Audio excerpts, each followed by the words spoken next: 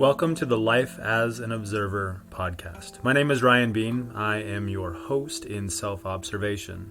This podcast is an exploration of physical and non-physical self through discussion around yoga, meditation, self-improvement, self-realization, and practices that elevate the mind-body-soul connection. Let's start observing.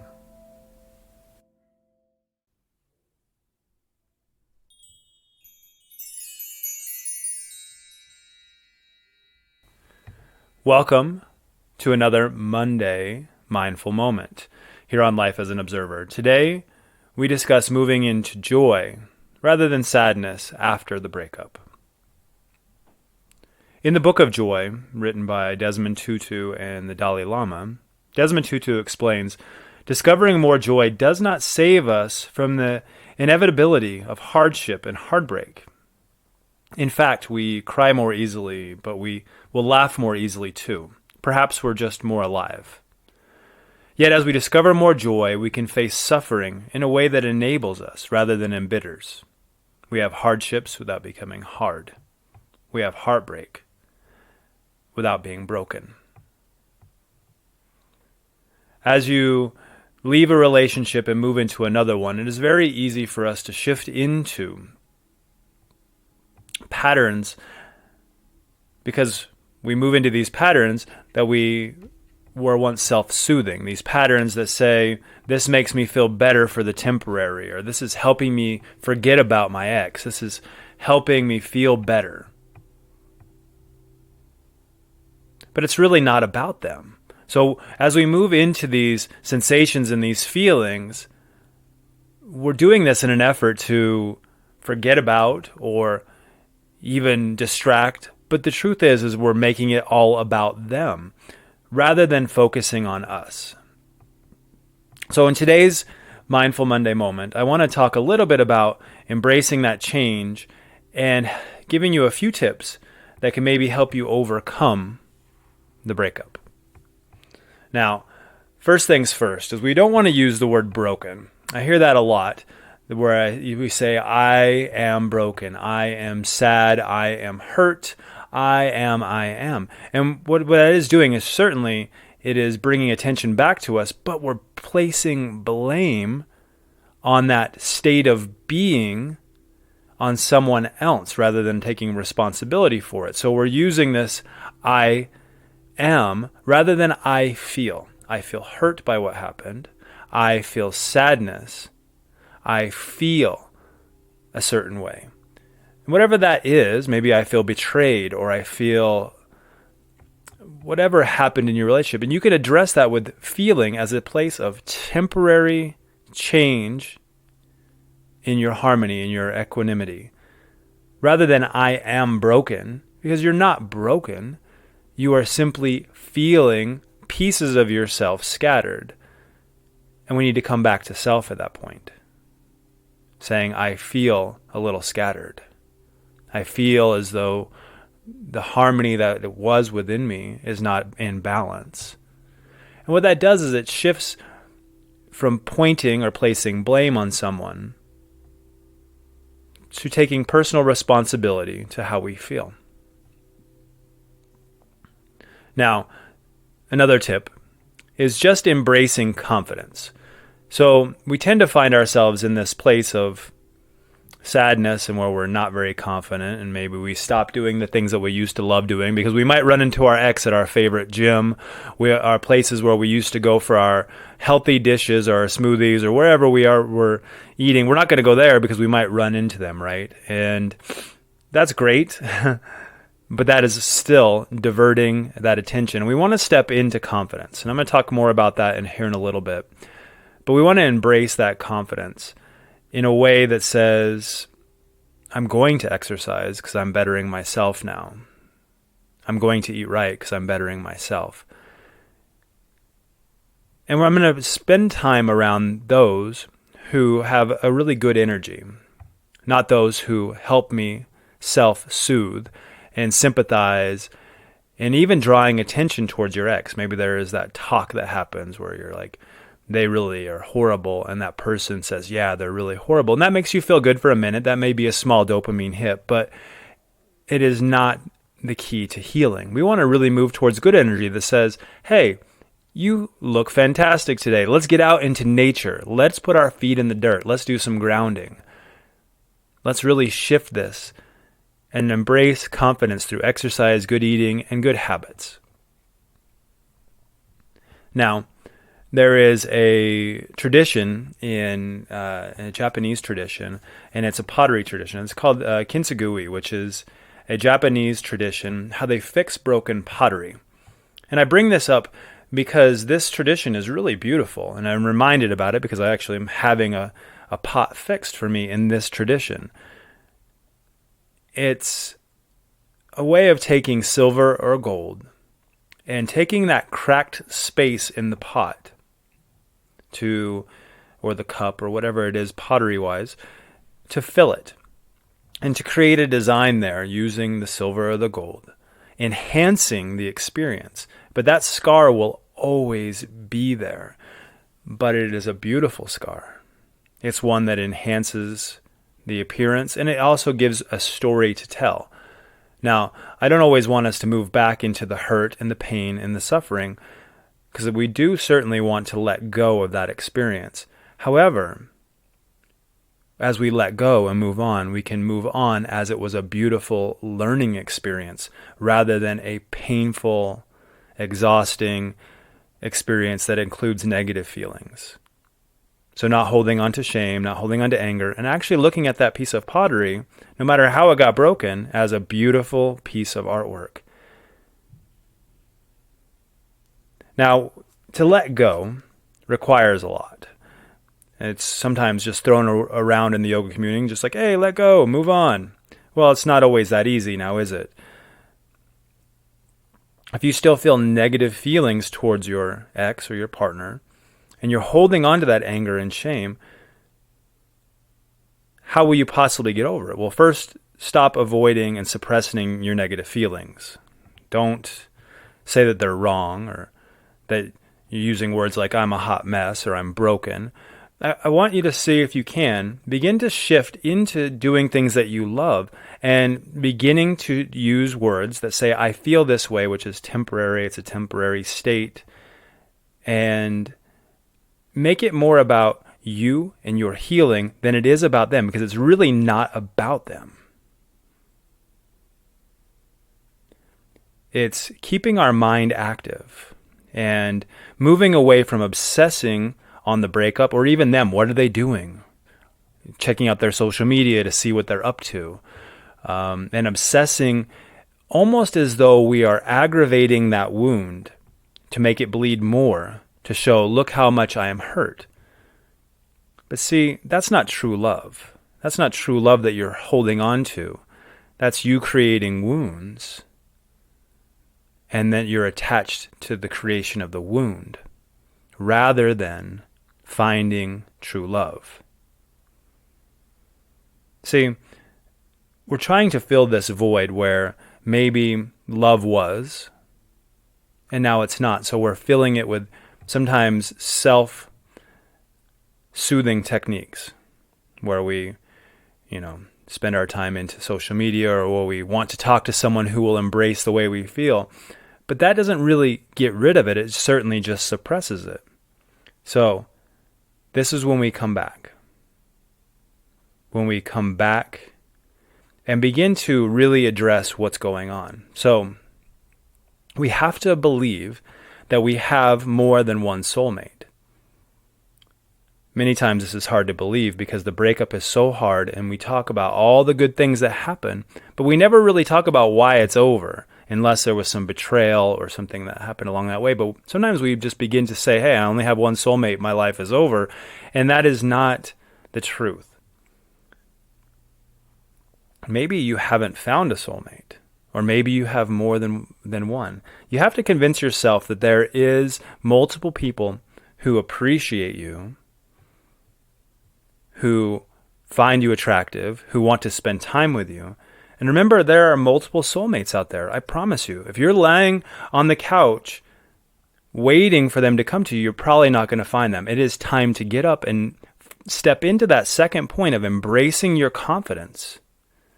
Don't use words, first point, that say who you are. I am broken. I am hurt. I feel hurt. I feel as though there's a shift happening.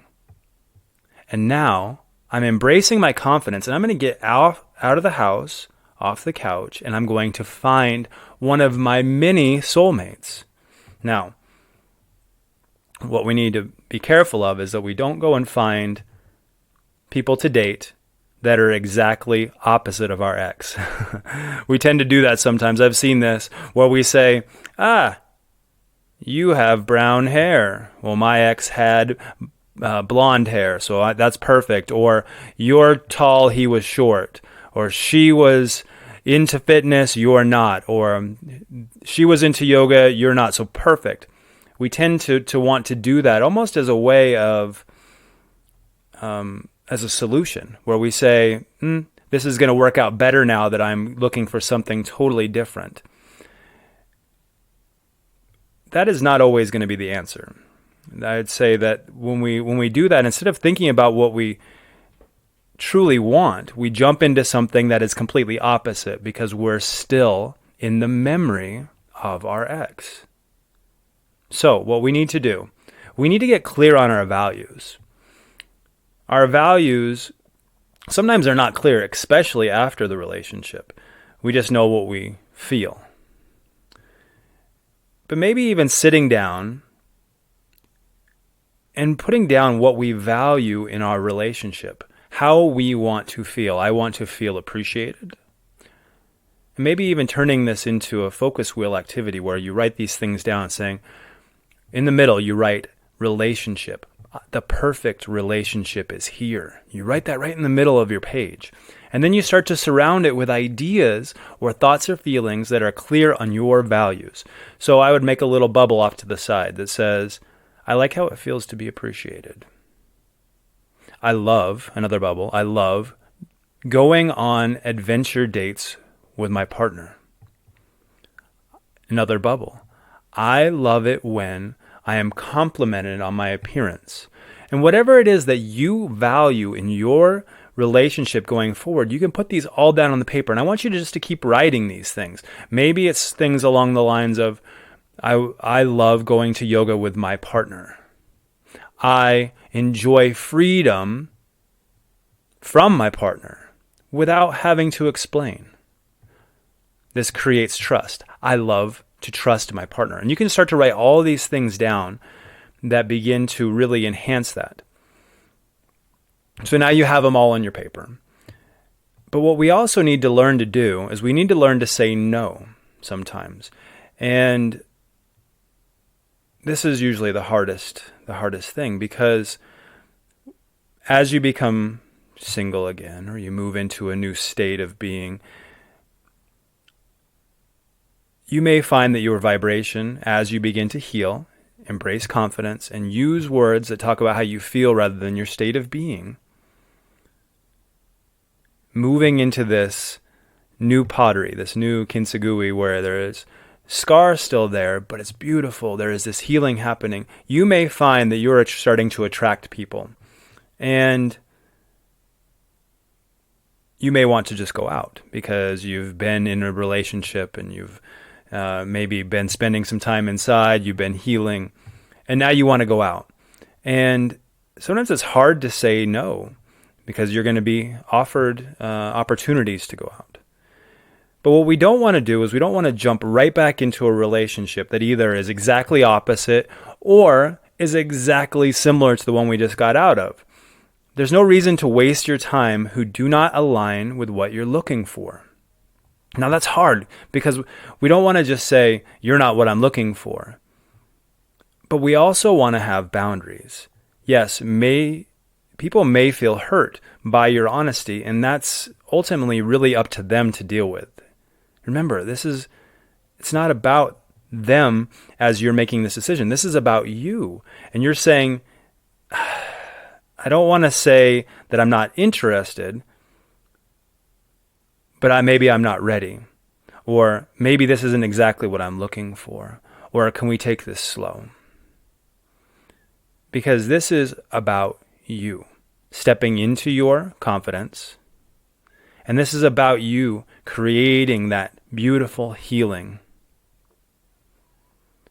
So to do that, again, we move into really helping and improving ourselves, maybe reading, maybe listening to podcasts, traveling by yourself, getting into nature, and starting to embrace the idea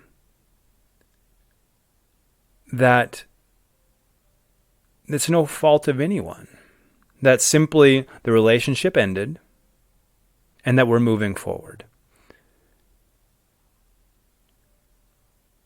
True growth can only happen when we look inside ourselves. And when you look inside, you begin to grow and you become a better version of yourself. You'll develop more confidence.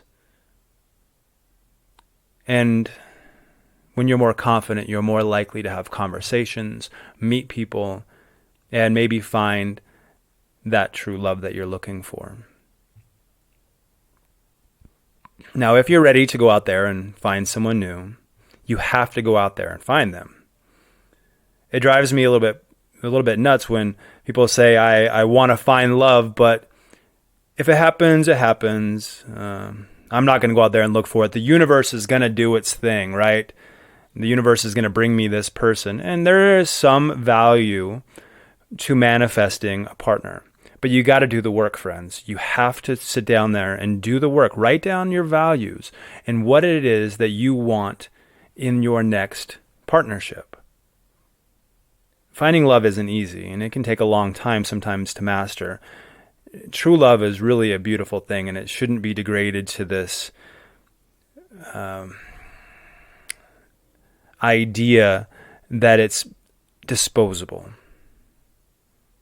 If you haven't found love yet, and you're still wondering, like, what is this guy talking about? Don't give up. It is out there. It's available to all of us.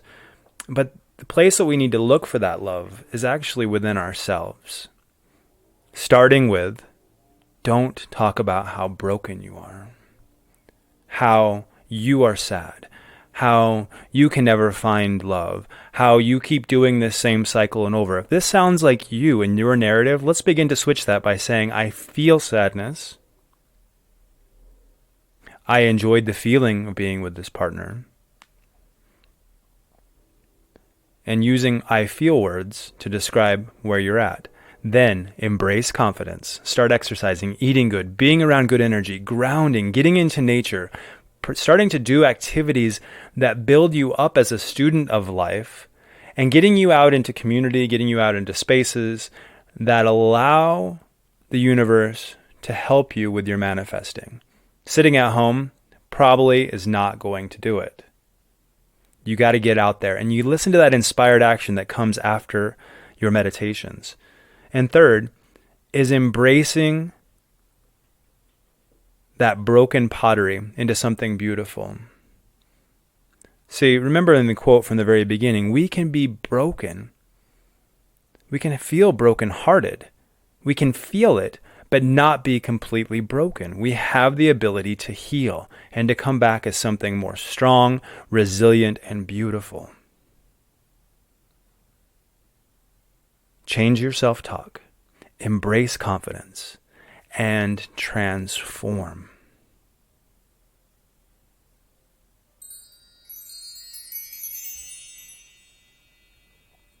Using these 3 steps to heal after a breakup is sometimes hard, a little bit difficult. But come back to this. 3 easy steps to recovering from your relationship,